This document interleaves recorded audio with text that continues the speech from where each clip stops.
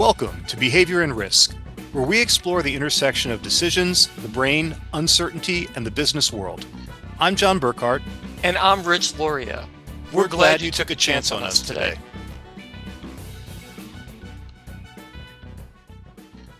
Back in 2019, when we were putting together the program and curriculum for the Cognitive Bias and Risk Management class, you introduced me to a term that I'd never come across before. And I have come back to this idea over and over again. You told me about this concept called deal lust. And I have to confess, I love this term. I think this is fantastic. It captures so many interesting concepts and the confluence of different behavioral phenomena in a really concise and descriptive way. So we've talked about this for years, but Rich, for our audience members who maybe have not encountered this before, because I think we might have, or you might have coined this term, what is deal lust? Well, John, I would love to take credit for the term because I agree with you. It encapsulates things perfectly with regards to what we're about to talk about during this podcast. However, I cannot take credit for it. It was a term that came up at some point during my career. I can't necessarily even pinpoint when, except that I'm pretty sure it happened during a particular transaction in a prior life that I was working on that everybody involved in some way, shape, or form was wondering, why are we doing this? So that gave me pause to say, what is this about? Why do companies engage in deal lust? And what specifically does this mean? Because I think for our audience, it would be useful to first and foremost define what the term means. And I've given this some serious thought, John. There are a number of elements involved in deal lust.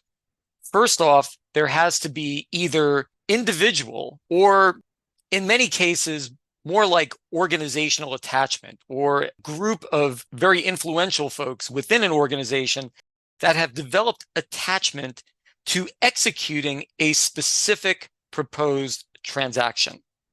Beyond that, the transaction in and of itself carries with it a very persuasive narrative that has been developed by the individuals or team that has deal lust. Specifically, that narrative is that executing said transaction will positively change the fortunes of the company.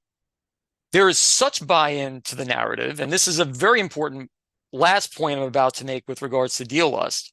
The positive narrative is such that it has blinded those that have created or bought into the narrative, has blinded this group from the potential downsides, or at the very least, limited their perspective on how things can go wrong with the transaction. I'll stop there. Thanks. That's really just a great description. And I find this very interesting from a behavioral standpoint because as you go through that list of characteristics and emergent phenomena, I see elements, discrete cognitive biases of specific heuristic elements, but it doesn't really align one-to-one with any of them. This is a confluence of lots of different things happening either sequentially or simultaneously. And it's an important point that we talk about in the class very often that cognitive biases don't happen singly. They don't happen one at a time. We see them in clusters. We see them occurring together. We see them in curious dynamics that escape description in a simple textbook paragraph. And I think deal lust is one of those really good examples. One of the things that I find really interesting is that looking on paper, deal lust really should not happen. If we go through everything you just described and we look at modern business theory and practice, we shouldn't see this occurring. We have all sorts of safeguards and best practices specifically to mitigate against this type of flawed decision making. We have group decisions specifically to arrive at better quality decisions on the premise that more heads are better than one, that a single individual making a judgment about a transaction is more likely to be wrong about it than a group of individuals. And we see that alternatives, different shapes of the same transaction, different transactions other than the one under consideration, are supposed to be evaluated and considered. All of this in defense against this deal lust shape of decision making. Nevertheless, we see it manifest. And I find that very interesting.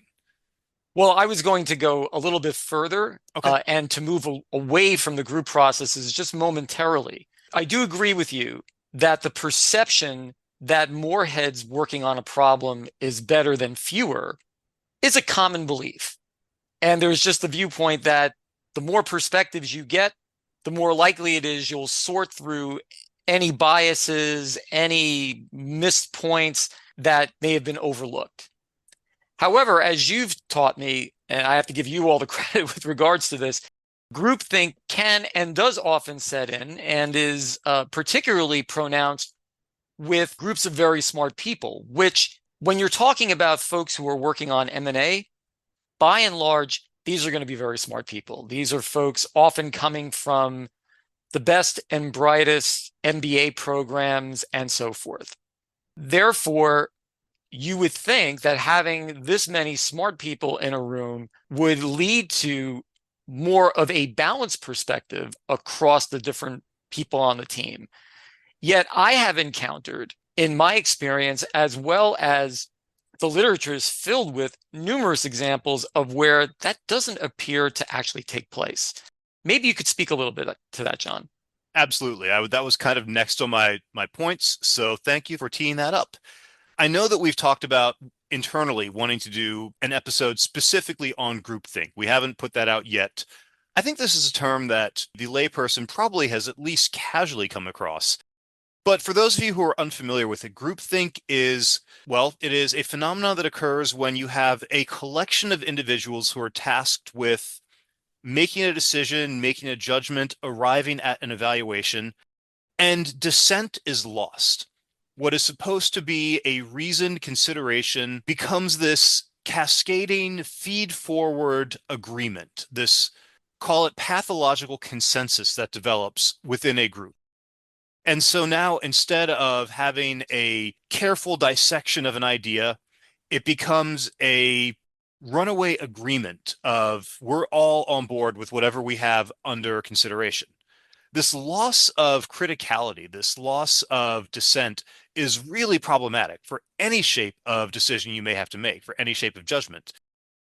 From a scientific point of view, you always want to be looking for reasons why an idea, why a decision is wrong. You want to try to figure out what's wrong with this conclusion. It may be that there's nothing wrong with it, but you want to make sure of that. And in groupthink, that goes away. Everybody is basically in agreement on whatever a particular conclusion is. And within the context of an M&A transaction, this is especially pernicious because now instead of, is this a good idea or is this not, it becomes, we're going to go ahead and throw lots and lots of money at something without looking as closely at it as we should. And more often than not, this creates very bad outcomes for an organization. I think you've shared the figure with me, something, what is it? Well over half of transactions ultimately end up failing. I forget what the exact figure is. There are a number of different studies on that, John, and depending on which study you look at, the failure rate is anywhere between 70% and 90%. Okay, so yes, runaway consensus on these sorts of transactions. One is a bad idea because statistically, it's probably going to fail. But if we look at second order and third order consequences here, it's very likely that this deal lust is a direct cause for why so many of these transactions fail. It's not just something that leads us into bad ideas, it's probably the source of these bad ideas. So groupthink itself is a manifestation of multiple different behavioral phenomena. We'll go into the full scope of that in a separate episode, but there is a level of conflict avoidance, there's a level of social pressure, there's reinforcement, as you pointed out, from smart people all around you. When you have a room full of very smart people and you recognize that the other people in the room are smart, if somebody says something and you agree with them or they agree with you, that feels really good. That's very validating. That says, oh, okay, I must be a very smart person too. And we all like the feeling of that. So there's incentive to agree and to be agreed with. There's also social pressure, a sense that you don't want to get the wrong answer if there's an expectation from senior management. And typically, if an M&A transaction is being brought to the table, senior management has an interest. They're not just putting this forward to test the waters. They're putting this forward because somebody in the C-suite wants this to happen. And purely out of your own self-interest, and this is where social pressure also comes into play, You don't want to get the wrong answer. You don't want to be the person who tells the C-suite executive, no, that's a bad idea. There's reason to adjust your own opinion. And then if you're uncommitted or if you see something wrong with this idea, but then you see lots of other people within the group saying, no, no, no, this is a good idea, there's pressure for you to then change your own view. I believe you've seen this happen within your own career. I think you've told me that story of the naysayer became the champion. That's correct, John. In one particular situation that I was involved with early on in my career, there was a particular transaction that I was part of a review team, and one of the point people in the corporate development area was trying to kill the deal from the get-go. And everything about the transaction looked like something that the organization did not want to do. And therefore, I decided not to worry about it because in my role as part of the ERM team, there are a lot of things to worry about. So I felt that I could turn my attention elsewhere. But then this came back on my desk perhaps 2, 3 weeks later. And when I went back to said person from corporate development, they had suddenly become on board. And when I asked that person why had he changed his mind, he said, the more that we talked about it, the more I became convinced, yeah, maybe this is something we really do want to do. And now I can't see us not doing it. That was my first exposure to the impact of groupthink in the context of deal lust.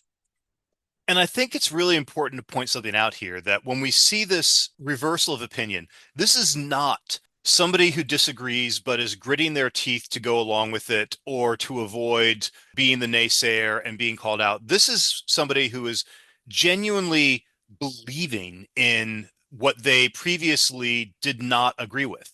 This is one of those characteristic elements of groupthink and of deal lust that cynics and otherwise disinclined individuals become genuine advocates of it. And there are a lot of reasons why this happens. Typically, when we're looking at these kinds of M&A transactions, they happen on a future time frame. What I mean by this is that the evaluating team is not going to make their decision that day and then 2, 3 hours later, the transaction goes through. This is going to happen a long time in the future. This is something that's going to take time. We've talked a great deal about intertemporal discounting, about how outcomes that occur far away in time have lower perceived import. So if you are a naysayer, if you are disinclined to agree with a particular decision, the fact that it's going to land far away in the future, 3, 6, 12 months down the road, makes it feel less important. The negative consequences of it become far less relevant to your own decision-making processes. Now, on top of that, there is a particularly pernicious thing that our neurons do to us, a really nasty trick that our dopamine neurons can play. We've talked about how dopamine neurons are responsible for reinforcement, that when something good happens to us, our dopamine neurons fire, and that tells us, hey, whatever we did, we should do that again. The nasty trick is that we can actually learn to reinforce to something that we imagine happening. We can imagine something that occurs in the future, a good outcome that occurs in the future, and our dopamine neurons will reinforce that imagined outcome. So if we're deliberating within ourselves, we have this negative consequence that we maybe are worried about, but it's happening 12 months out. We're not going to think that hard about it. But then we're thinking, okay, how could it maybe go positively? And we imagine that, and our dopamine neurons light up, and they light up right now. You're getting that hit immediately. And so now your own brain is pushing you away from that negative evaluation.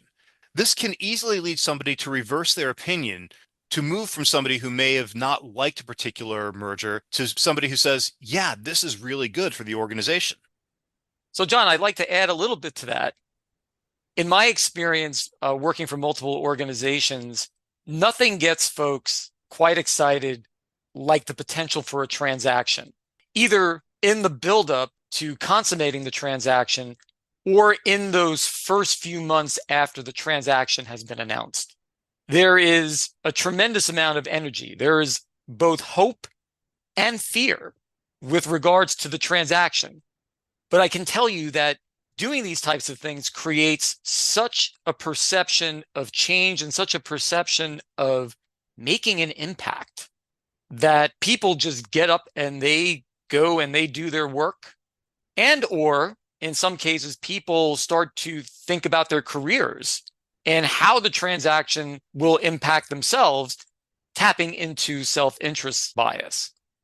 So there is a lot of neural activity that occurs within the employees, and in particular the higher levels of management within an organization, when a transaction is being contemplated. And all of this feeds into what you described in your initial characterization here of the increasing belief in the narrative over time. I think that's a really important element of Deal Lust that we can't forget about, that this is narratively driven. It's not analytically driven. It's driven by a story and the conviction and belief and the will to believe in that story. And that perpetuates itself over time. We've talked about how conflict aversion plays into this. And then also the tendency to update our own behavior as we move forward. And, the more we hear the potential upsides, the more we tend to believe in them, the more credence we give to them. This plays into the notion of processing fluency. The more familiar an idea is, the more we generally regard it to be true. So if you have a subset of people on an evaluating team who, are dedicated, ardent champions of it, and you hear their positive take on it over and over and over again, you're likely to start believing that, not because there is rational evidence that's presented to you, but because the idea has greater processing fluency. You've heard it more, you've heard it with great repetition. It's very familiar. Therefore, your brain starts to believe this familiar idea must be true. For those of you who have doubt about the notion of processing fluency, I point you only to every United States presidential election for the last 20 years. And this all cascades into this increasing belief in the narrative, strengthening of conviction individually and within the group as deliberations stretch on longer and longer. I'll go even a little bit further than that, John. And this is the point that you and I haven't talked about specifically with regards to the narrative. I want to bring this up in the context of this podcast for the benefit of our listeners. The narrative is a governance issue. No transaction at any major organization is done without a business case. What is the business case? The business case is the narrative. Now, furthermore, I would suggest that the narrative is supported by analytics, because most boards do not want to sign off on a transaction that does not have numerical analysis associated with it. Having those analytics creates representativeness bias. It taps into the expectations and confirmation bias of the board that, yes, this story hangs together when it is jointly put together with the numbers. And therefore, as a governance body, we can sanction this. And furthermore, protect ourselves from any future shareholder litigation that may arise if this transaction doesn't go to specifications. The narrative is a governance issue, but I also think it's intrinsically a challenge that arises in any sort of passing of recommendations from an evaluation group to a decision-making group. Simply because, yes, ideally, an evaluating group is going to present a comprehensive data analysis, a quantitative case. If they're not, then they're really not doing their job right. But yes, you want these things to be passed along to the decision-making group.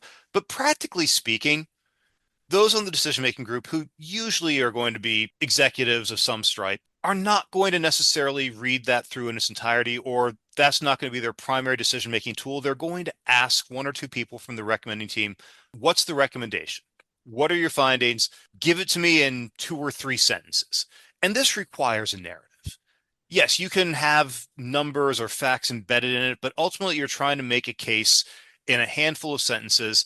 And this means that you are presenting a narrative. So I think that this is something that anybody who is using group decision-making processes or group deliberations really needs to be aware of, that practically speaking, there's going to be a request for a narrative evaluation, regardless of what the group quantitative and rigorous evaluation may look like. And what's most important about that narrative, John, is that there is a clear vision that post-transaction, this is what the company is going to look like, and that the vision for the future of the company is more positive in some very critical way, whether it's through improved market share, improved earnings, and or other types of vital metrics that matter to the decision makers. Now, you said some things in those sentences there that I think are very important. You talked about vision for the future and you talked about positive outcomes. I think that these are very important elements in both the institutional decision making and in the recommending teams' individual evaluations when we're looking at interests in the future. Basically, everybody wants to be part of good things happening in the future. If you're part of the evaluating team, there's an implicit expectation that you help contribute to decisions that grow the company over time. If you come back and say, nope, we shouldn't do this, that works against that. It may be the correct decision, but again, there's this implicit sense that I'm working against the company's growth if I don't recommend this. And so your own self-interest is skewed in the direction of saying, yes, this merger, this transaction, this acquisition is a good thing. And you get this misalignment of incentives where people are really being more incentivized to find reasons to say yes than they are to truly rigorously evaluate whether a transaction should occur. And as you taught me, a lot of the time these evaluating teams are external to an organization. They are outside consultants or they're SMEs who are brought in.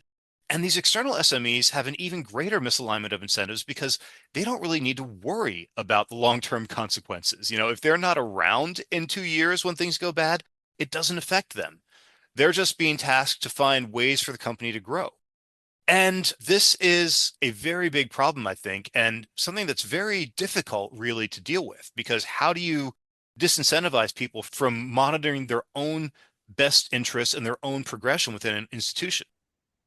So, John, I want to speak just for a moment to this misalignment of incentives, because in some cases, investment bankers or consultants, either with or without solicitation of management, will present a variety of different ideas for companies to help them grow or to help them strategically realign in order to improve performance.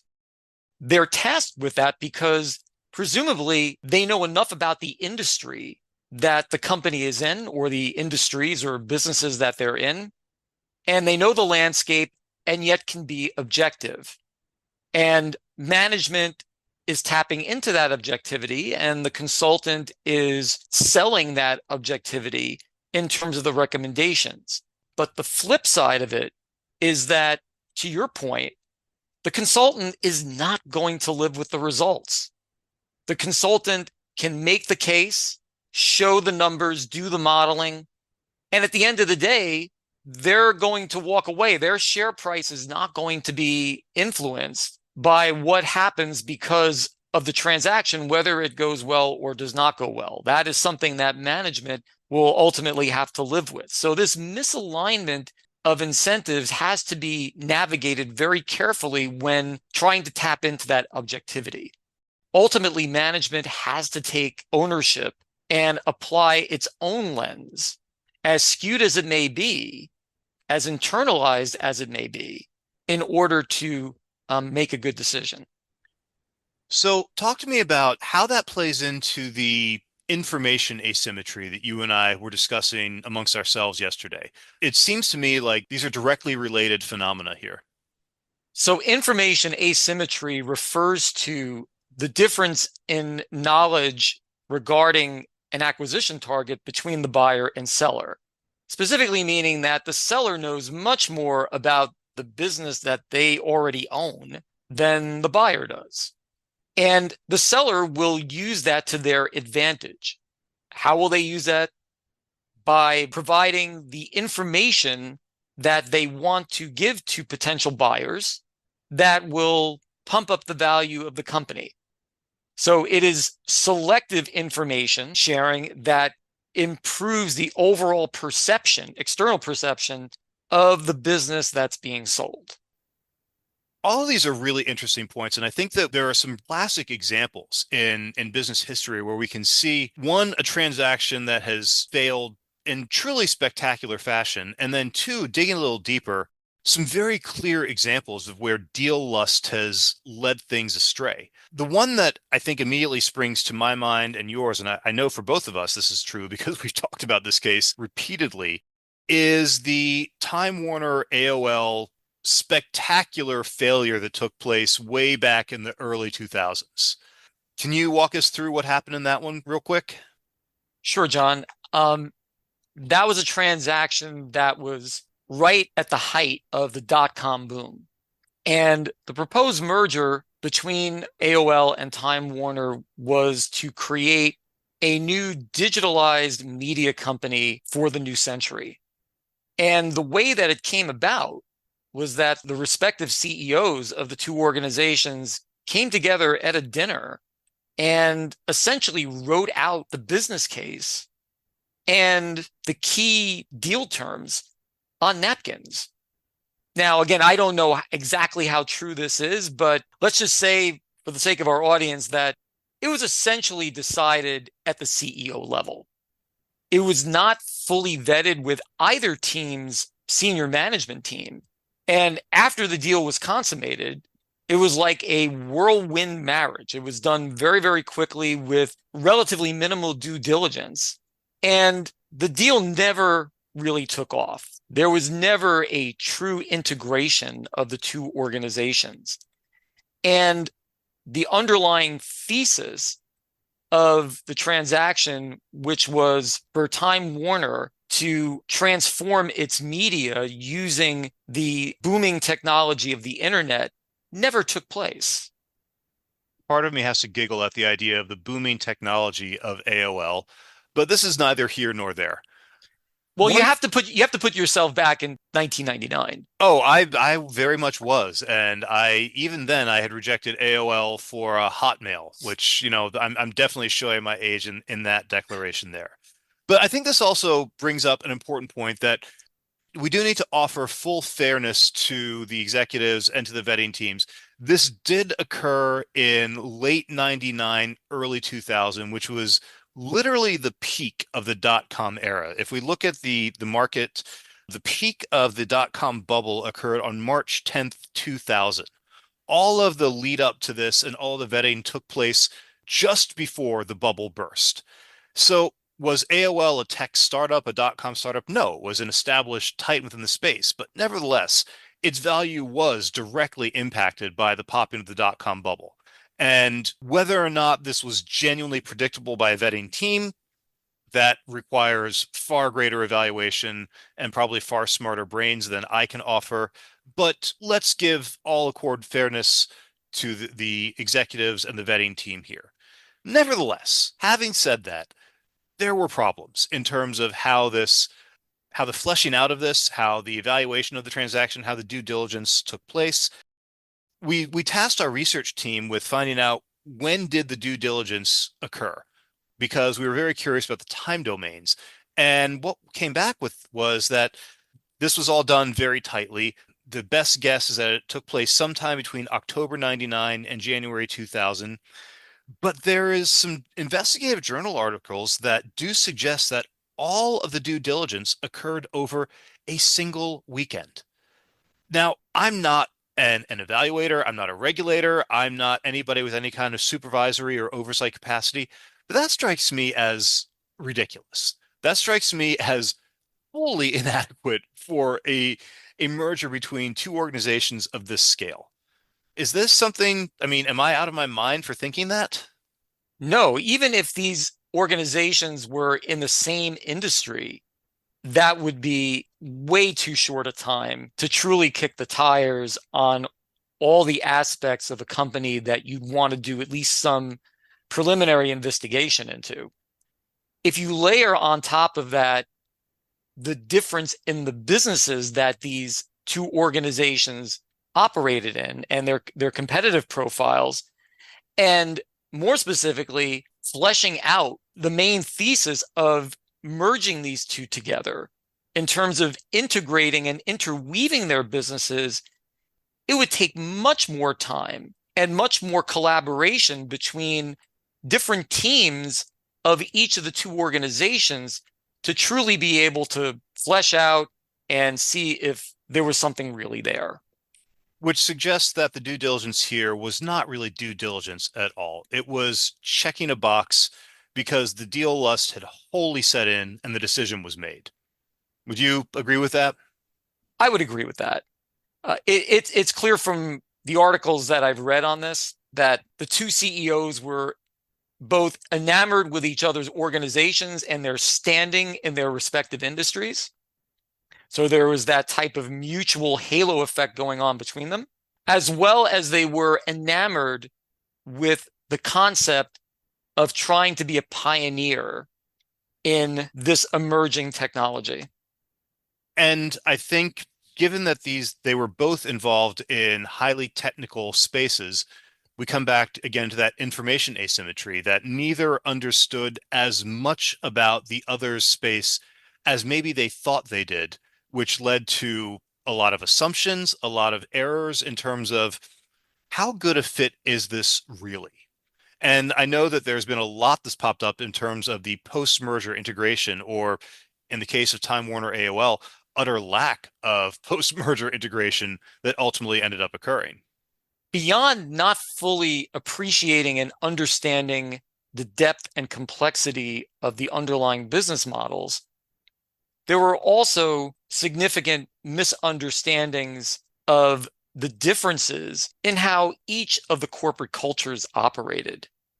Time Warner was a staid and steady hierarchical organization that had been around for many decades.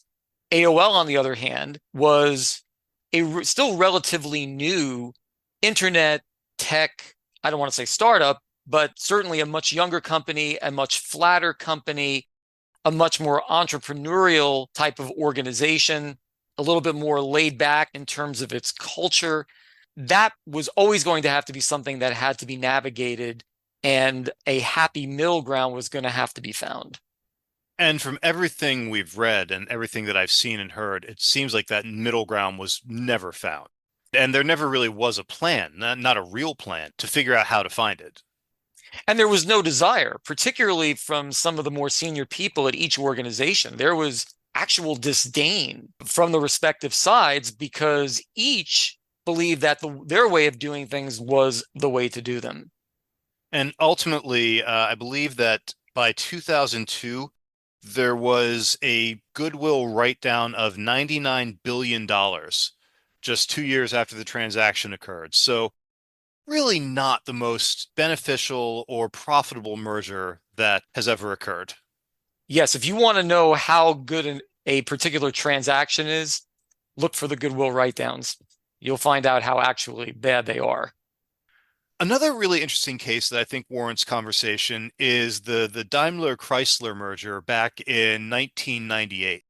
This is one that has very different dynamics than the Time Warner AOL merger because on paper, this one makes all the sense in the world.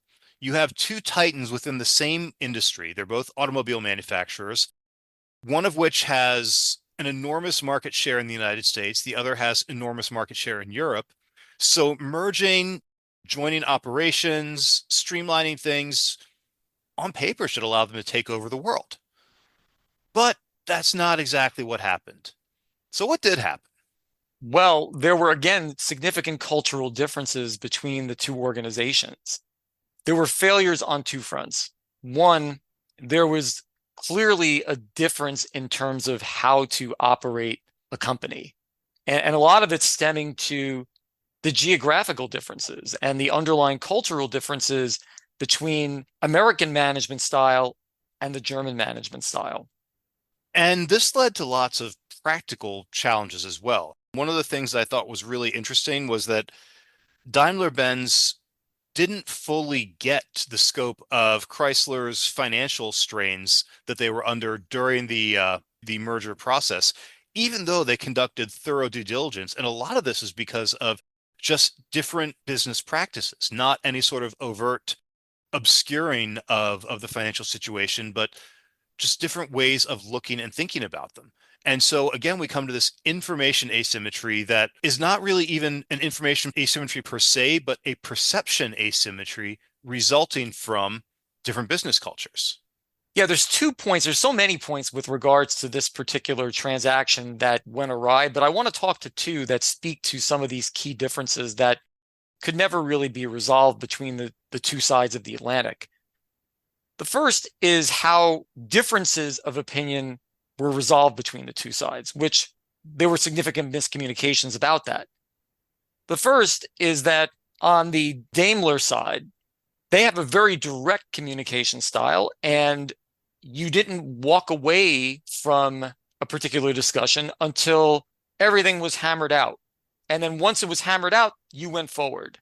Whereas the American style is to have more of an open, free-flowing conversation, and that if additional information emerged after a particular agreement was set, it wasn't necessarily set in stone, and that you could reopen it again for further discussion.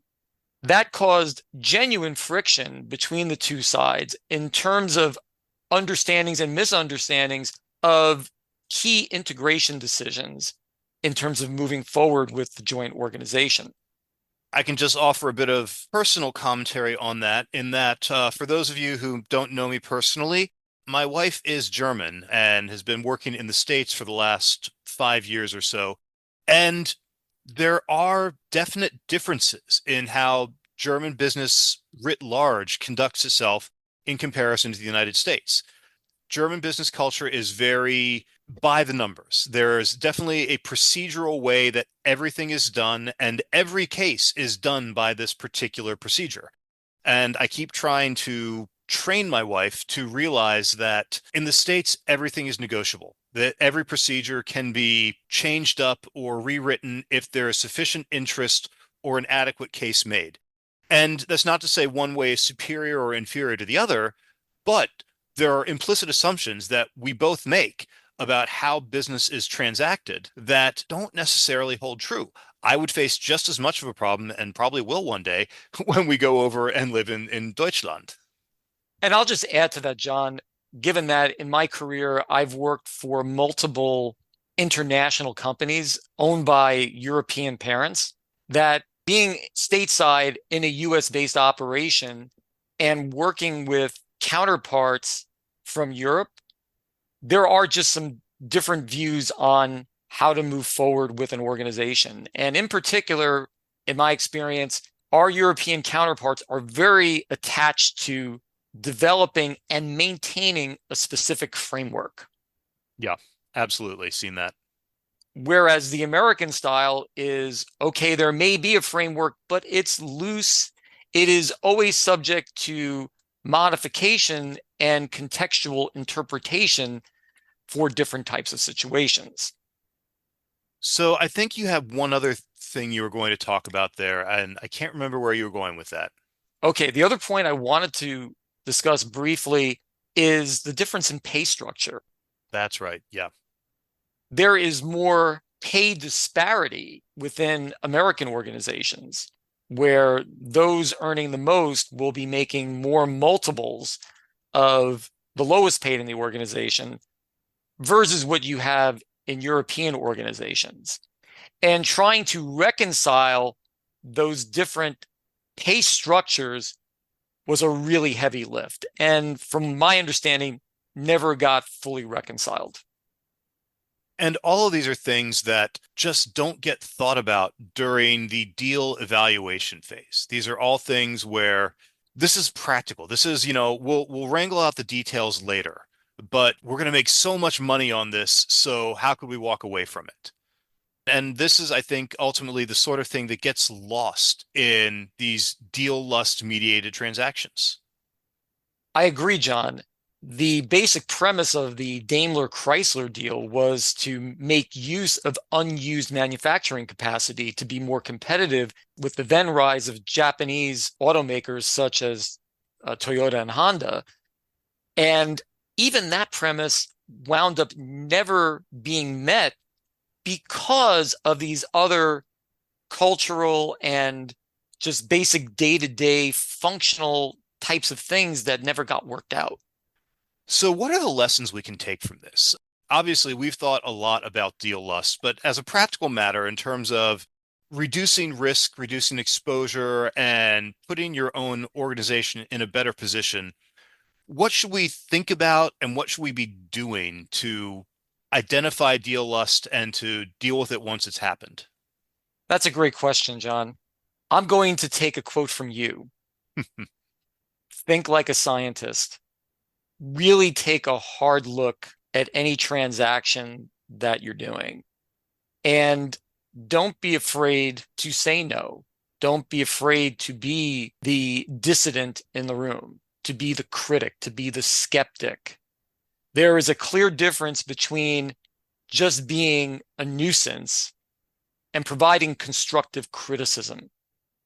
There is a huge gap between those two, although the two can look the same. It is vital to have constructive dissent within an organization, especially when it comes to spending lots and lots of shareholder money. I'll take it even further than that and say that even beyond not being afraid to say no, actively look for reasons to say no. Even if you think this is the best idea in the world, look for every possible reason that this could go wrong. If you are ultimately the decision maker or one of the decision makers in a merger or acquisition deal, sure, these can earn the company tens of millions, hundreds of billions of dollars if done right. But as we've seen, more often than not, they end up losing companies money, market share, reputation, standing. Look for every potential thing that could go wrong in a transaction rather than just all the ways it could go right. Looking at and evaluating team's recommendation, I like to look at the dynamics of what were the inputs of the recommending team itself. If there's unanimous consensus among a recommending team, if everybody in the group says, yes, I like this, I'm sold, to me, that says I can't trust what this team has put forward. If you have a lot of very intelligent, very educated people in a room together and all of them agree, something problematic has happened in that deliberation process. Even more so than that, or layered on top of that, perhaps, is asking and finding, was there any, let's call it naysayer conversion? Was there anybody who changed their mind from being a skeptic to becoming a champion? If that is something that occurred, if somebody on the recommending team has gone through a conversion and now become an evangelist of the acquisition or the merger, that's a really problematic sign. That means you really need to look very hard at the recommendation that they've made and possibly even convene a different separate recommending group and have them start over. I'll also add to that, John, the modeling aspect, which we've talked a little bit about in the context of risk models and some of the challenges of updating existing assumptions in risk models. But I'll apply some of that logic into the M&A space and what often happens in building out a valuation case with analytics. I'm going to show individual growth and not share the quote that I always share about modeling, but audiences, rest assured, I'll come back to it in a future episode. Okay, so where I'm going to go with this for the context of this podcast is how this often works in the overall deal process.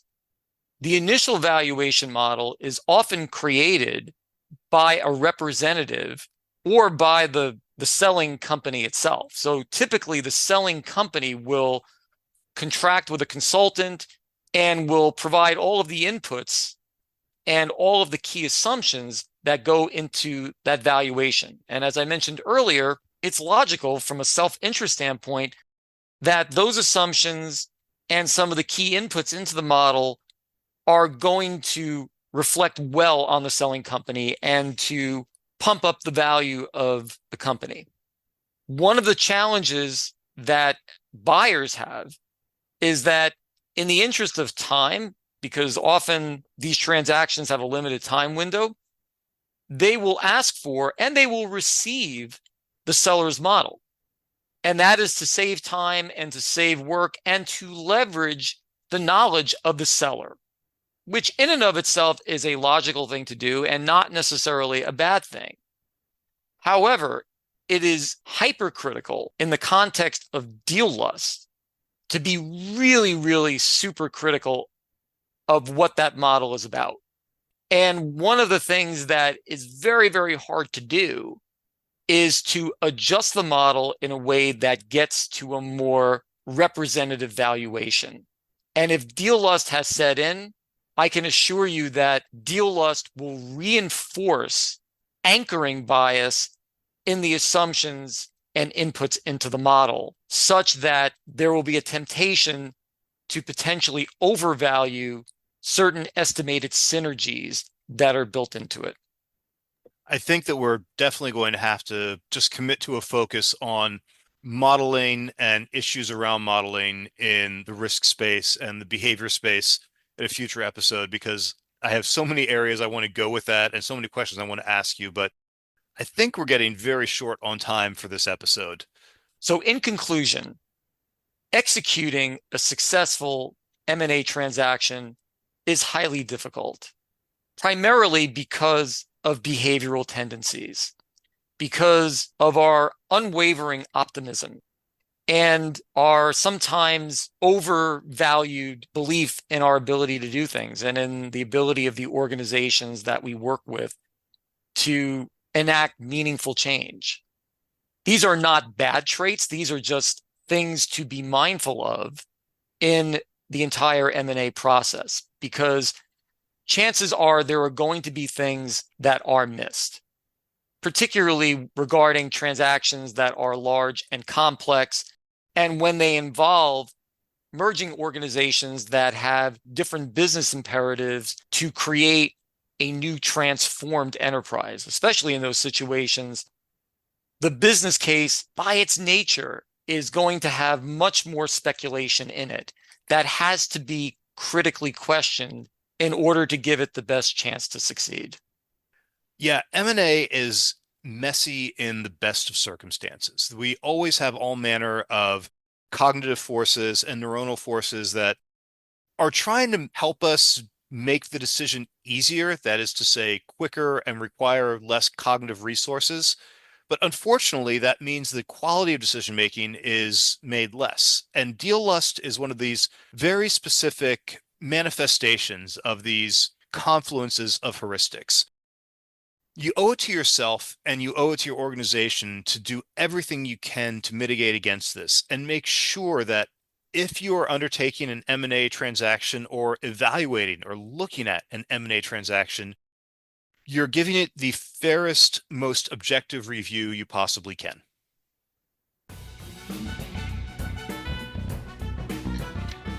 Behavior and Risk is brought to you by Capita Solutions. Behavior and Risk staff includes our research team, Sherry Xu and Jin Zhang, and our editing team, Qingying Gao and Athena Liu. Theme music by Crypt of Insomnia. The opinions presented here are solely those of John Burkhart and Rich Loria and do not represent those of Columbia University, Capita Solutions, or any other organization.